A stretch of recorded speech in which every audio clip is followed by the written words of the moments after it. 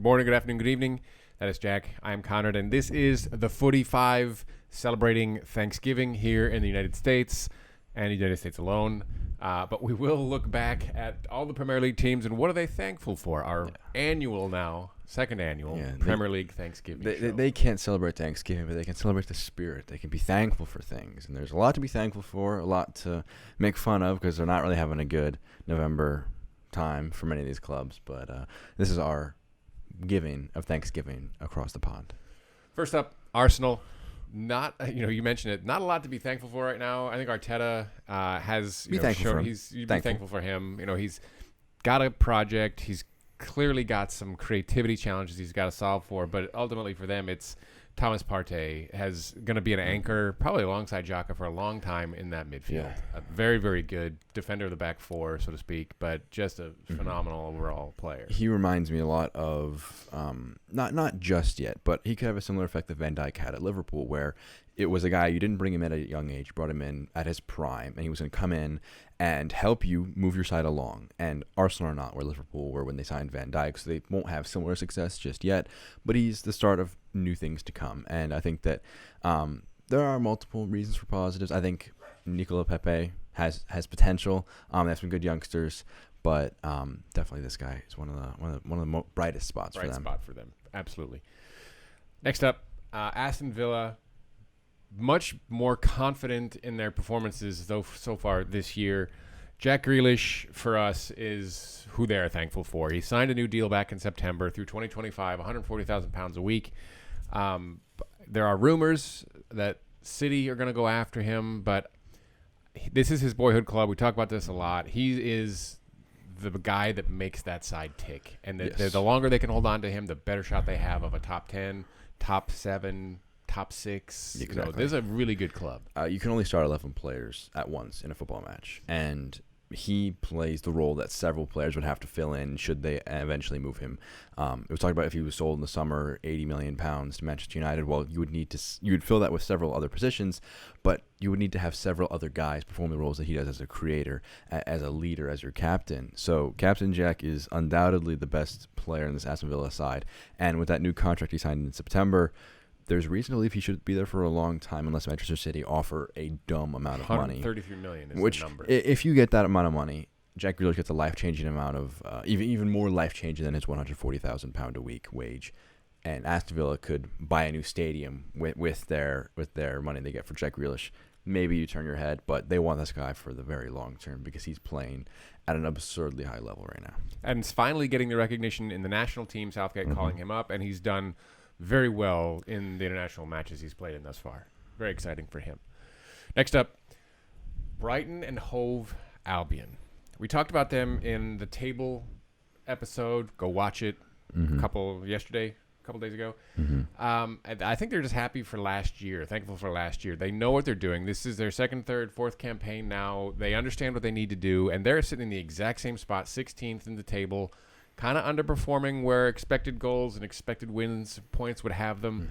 But I think this is now a club that is comfortable. They've now got Adam Lallana in the side who knows how to play in the Premier League, assuming he can stay healthy. That's been one of the problems that he's had. But I think they're just happy with the experience that they've got and knowing how to navigate the Premier League. You look at the clubs that are down there. Sheffield United they were better than Brighton last year significantly, but you don't trust their ability to be stable and kind of the know-how to avoid a relegation battle because they haven't dealt with it just yet. But Brighton have been around here. They've been in the same spot before, so they know what they're doing. And they're thankful because they're not really too concerned just yet. They know there's a lot of football still to be played, and they're confident in their ability to perform in the matches they need to and stay at a level they're comfortable at, which is not a succeeding Premier League side, but a stable Premier League side, which is obviously very profitable and a very effective position to lie yourself in.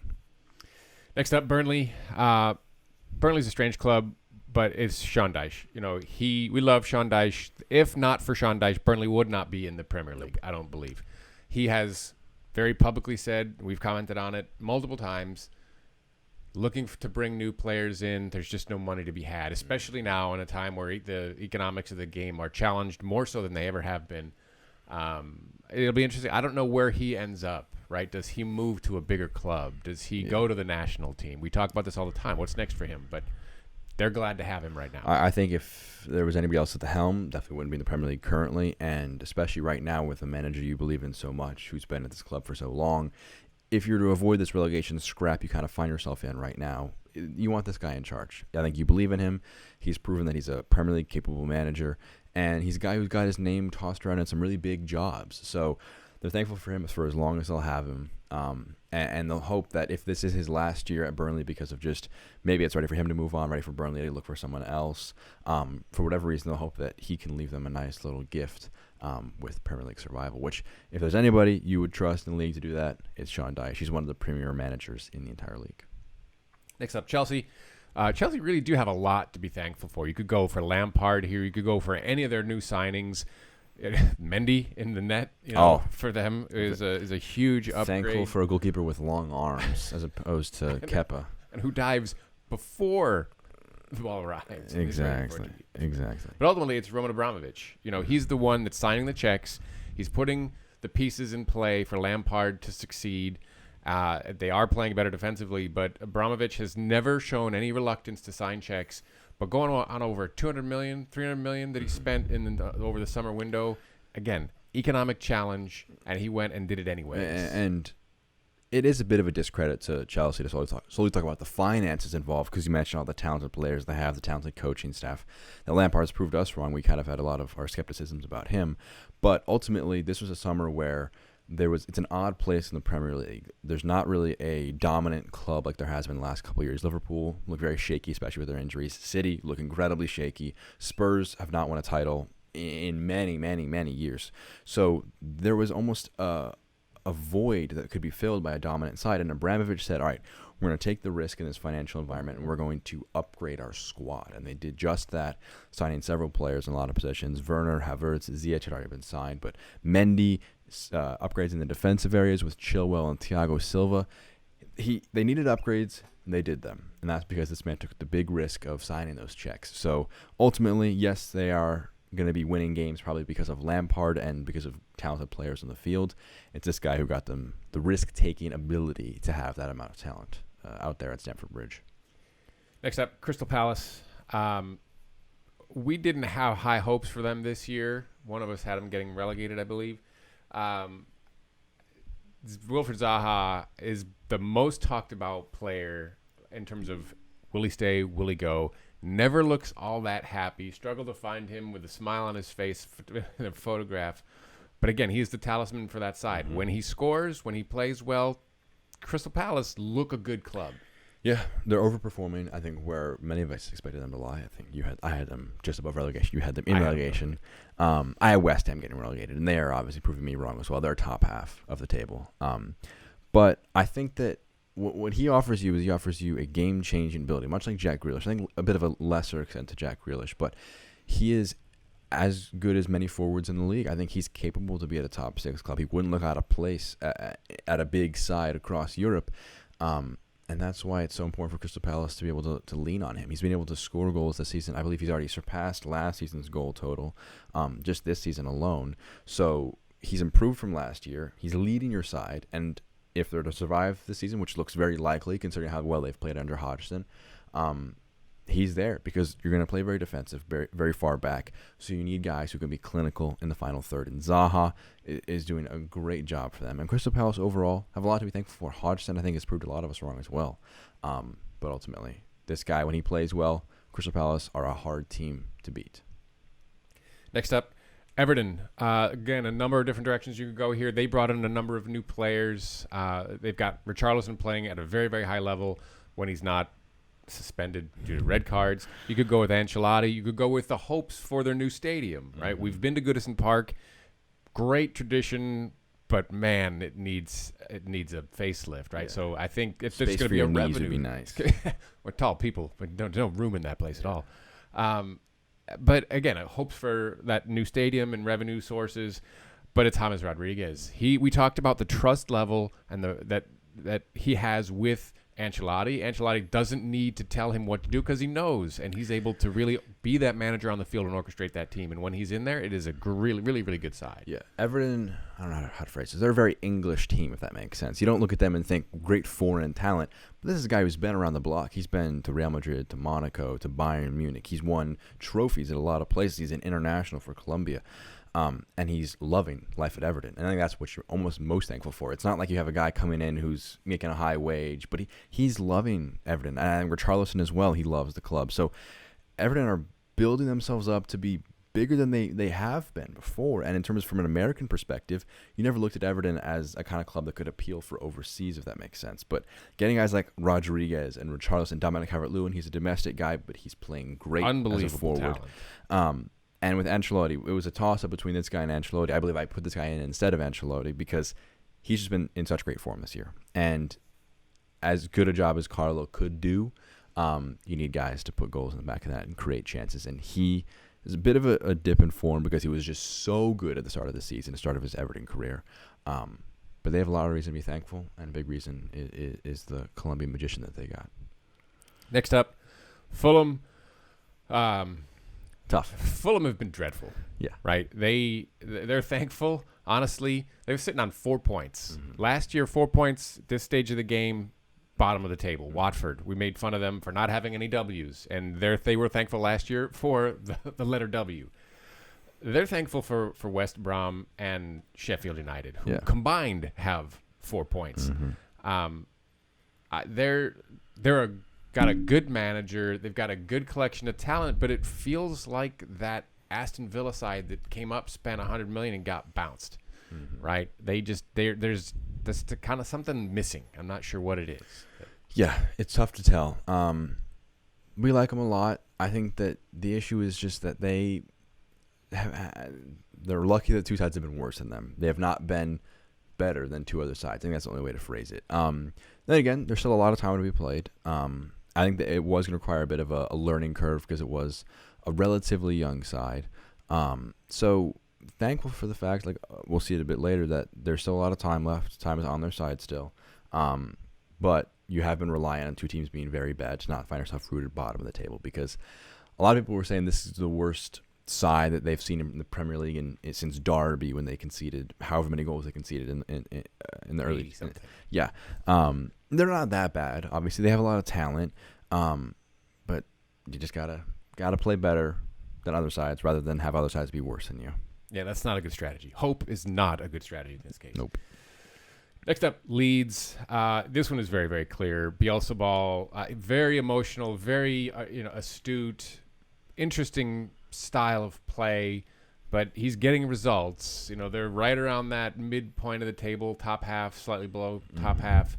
But I think, giving him the rest of the season, 75% of the season still remaining, they're going to collect a lot of points. They're going to surprise some teams, and they'll also stub their toe here and there. But he's a fantastic manager, fantastic for that club, fantastic for the Premier League right now. Unlike any side in recent years, they've come into the Premier League with a positive mindset, and they've succeeded. They have a man-marking tactic that's it relies on having talented players because you're basically saying, all right, we're going to have all these individual matchups across the pitch, and then we're going to use that high energy, high pressing to win matches. And he's relying on having less talent because of less investment to make a side very good tactically and a very aggressive and positive side.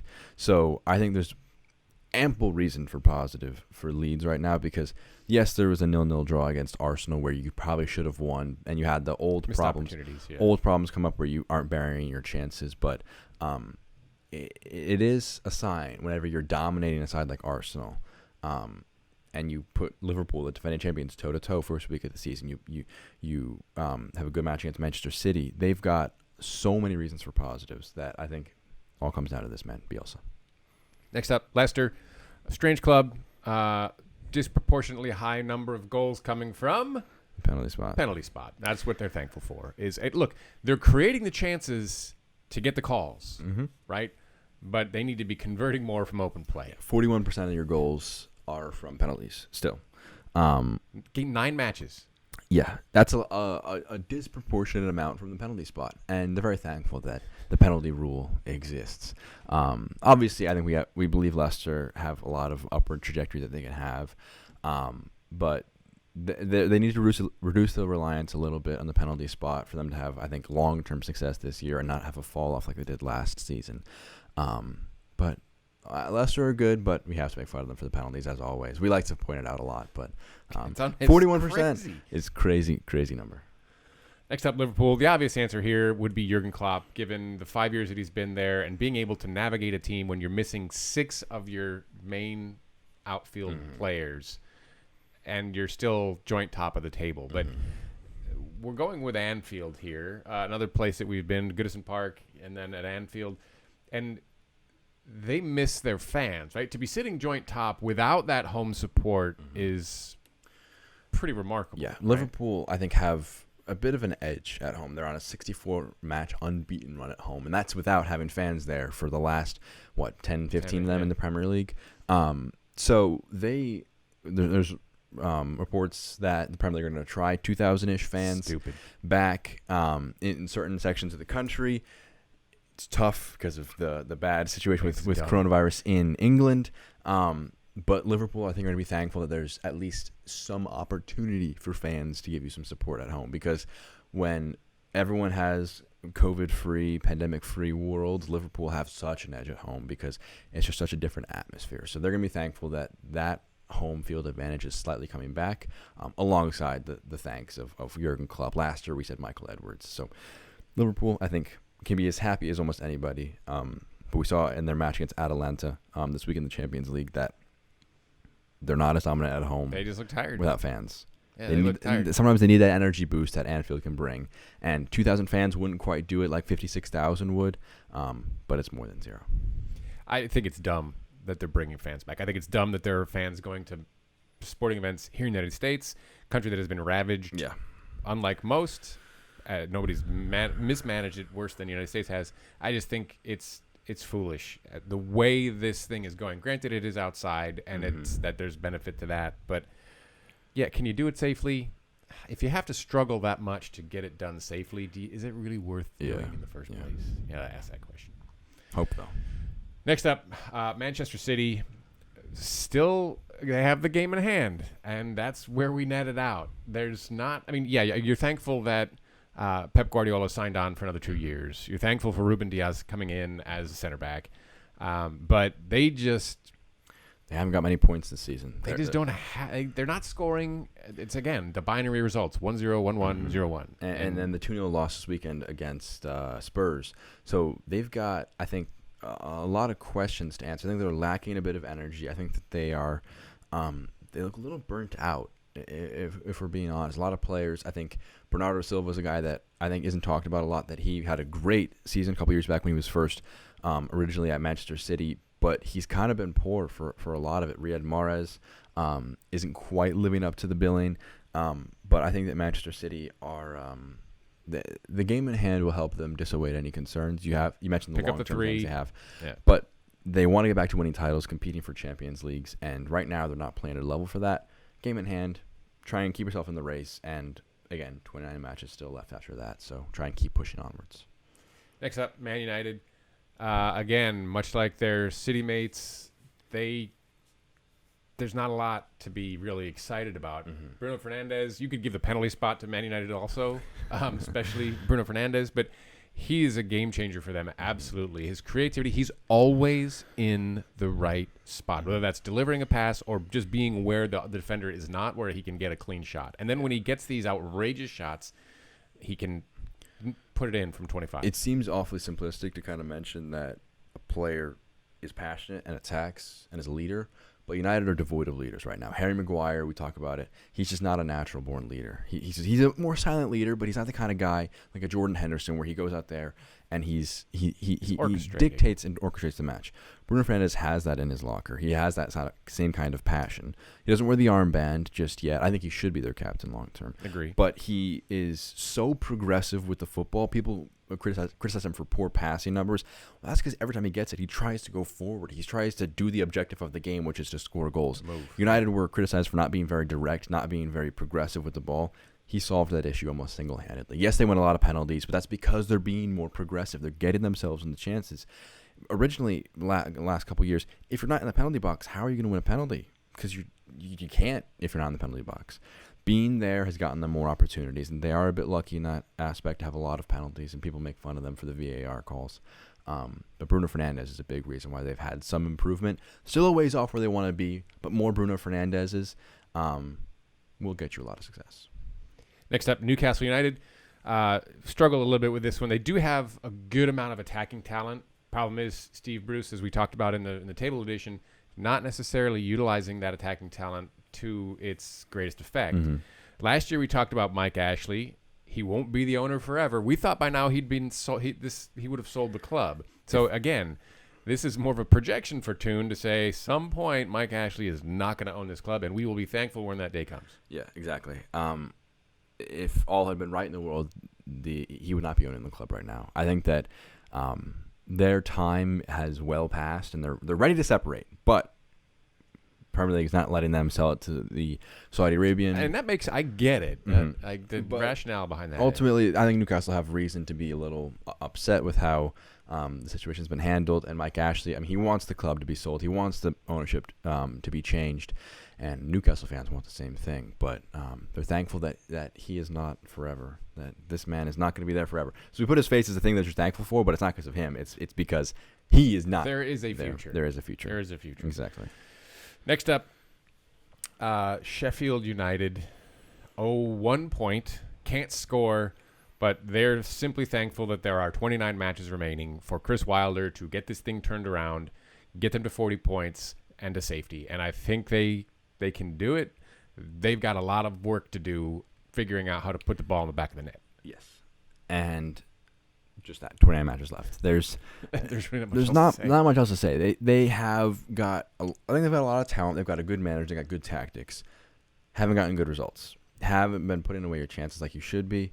And when you can't do that, there's not much else you can build off of. They're good defensively. I think that's they're still not. They haven't regressed from last season, but they've regressed on the attacking end. And they were already middling in an average attacking side last year, so to regress from that is just poor. So again, time's on their side. We're not throwing alarms yet. 1 point for 9 matches. 28 dropped. 26 dropped points. That's not terrible good. math. That's not good. You have to improve on that. But they're thankful. They're thankful that it's just November and that they don't have 1 point in, say, like March. That would be impressive, actually. No, that's not. That'd be terrible. Southampton up next. You could say Danny Ings here injured. You could say, I mean, this is down to Ralph Hasenhüttl, who has this team playing exceptional football, sitting 6th or 7th right now, just playing attractive, attacking, innovative, just using the full side, excellent in goalkeeping, just doing a really good job, top to bottom, managing this squad. Yeah. This is a side that lost 9-0 at home last year. At home. And there wasn't even... with a crowd. With a crowd. There wasn't even like an empty stand. So they'd be like, okay, well, no one was here to see that atrocity. That happened. And they bounced back from it. I think people said that might have been the end of his reign, but they bounced back from it. That's incredibly impressive. The loss was obviously terrible, but the response they had to it showed that he can lead this team. He's gotten great results out of them.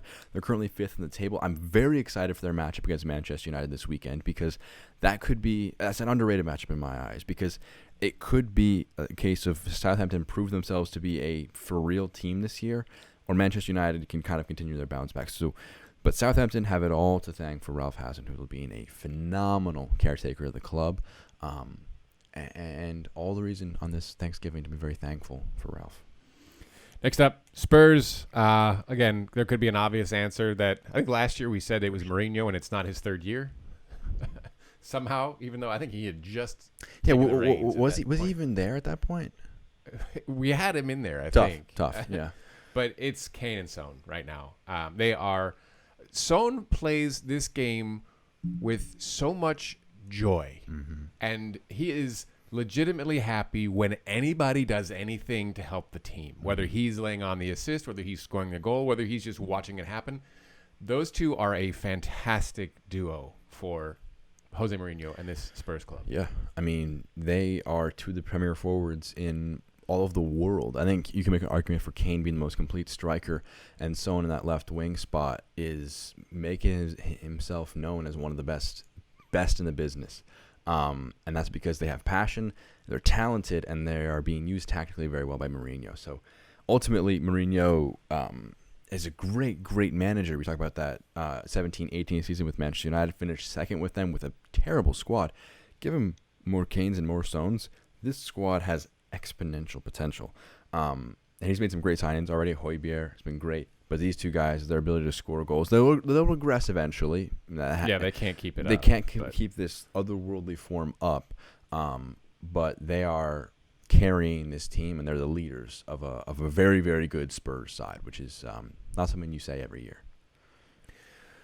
West Bromwich Albion. Again, we talk about Fulham being thankful for them being as poor as they have been. Last year we talked about West Ham United and just the general amount of talent. I think they're thankful for the players like Diangana, who are the future of the club. Either, should they get relegated, they can sell them on for a significant profit, but they have good young talent. Yeah. They just can't get out of their own way. Him and Mateus Pereira on the wings for them. I love to watch them. I just wish that they had a better supporting squad. And Bilic did a great job to get them promoted, but I'm wondering if they have enough to stay up right now. But I think they're thankful for the fact that they have good assets, and we talk about Bournemouth when they got relegated. They did not have great assets to move on. They sold Wilson back up, Fraser as well. I think he left on a free. Then didn't improve their stadium. Bournemouth didn't. But West Brom, should they get bounced 1 year after getting promoted, they'll be able to say, okay, well, we have some pretty good signings we made at the beginning of the season that will very easily go for a profit because they're good young players and they've proven themselves to be very good so far this season. So that's the reason you're thankful for. Try and hold on. And on the other lens is if you survive this season, it will be based on the fact that you have good talent. So there's still reason for optimism for West Brom. We're very pessimistic about them. But having Diangana and Pereira, two guys I'm really big on, will definitely help you with your chances. They have the January window. They may be able to do something there, but I don't know how much money is going to be available. Next up, West Ham United. Last year, we had kind of a question mark on this one, even this year. Last year we talked about just the general level of talent, and that's still kind of where we are. This is a club of very, very good players. Not great. Not bad, right? But again, they haven't quite figured out how to coalesce it all into one thing. They're doing better than either of us thought they would be doing this year thus far. Yeah. I had them relegated, which does not look very good. And you had them in 17th, so we did not expect them to be. This and Palace are two biggest misses thus far. Yeah, they had them about 8th place. I believe they're currently 8th place, I believe, in the table. So. That's because they have gotten some good performances out of their talent. Jared Bowen, I think, has done a pretty good job for them so far. And I think that overall, West Ham have just got a great squad. And can David Moyes turn it around in terms of getting even more out of it? It remains to be seen. But in terms of the overall talent that they currently have, it's up there in the Premier League. So that is what they're probably going to be very thankful for at the present moment. Eighth place on 14 points, 4, 2, and 3. So again, drawing conclusions at this stage of the game on, are these sides good? Are they not good? It's I don't know. This team frustrates me. They should be much better than they are. But again, 8th place at 9 weeks, 9 matches. Maybe they're okay. Last up, Wolves. And in the interest of repeating ourselves, we're just going to show you what we said last year. And last but not least, Wolves. We love Nuno, and Nuno loves his country of Portugal. The entire country of Portugal. That's what Wolves and their supporter base are thankful for Portugal. Oh, yeah. I mean, that side, they've got 7 or 8 players. I think we had, early on in the season, we talked about how many players they had, either in the top side or the U23s, the U19s, the U21s. Yeah. It's just up and down. Absolutely crazy. Yeah.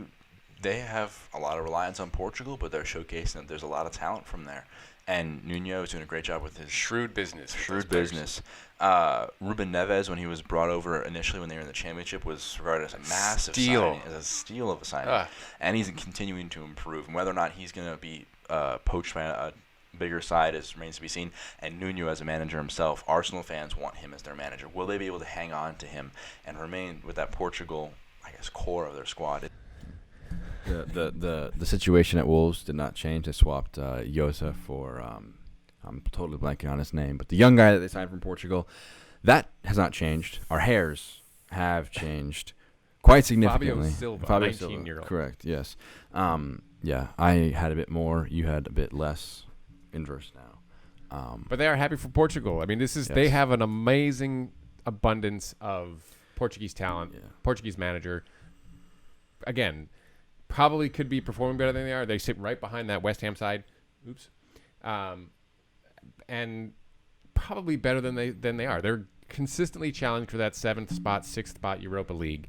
But a really interesting club to watch. Mm-hmm. But seeing Yoda leave and what he's now doing at Liverpool is crazy. Also gives you optimism for what Wolves are building. They have talent like that is ready to explode where it goes next. So I think very thankful for Portugal, but you talk about West Ham have a lot of talent. They've got a lot of talent as well, and a lot of it is from the great nation of Portugal. From the manager on down, they love their good old Portuguese players. Well, that'll do it for us, taking a look at what these Premier League clubs are thankful for. Jack, Conrad, this has been the 45. Please do like, subscribe. Look for us on the 25 on the Twitter at the 45. Take care now and happy Thanksgiving. Nice.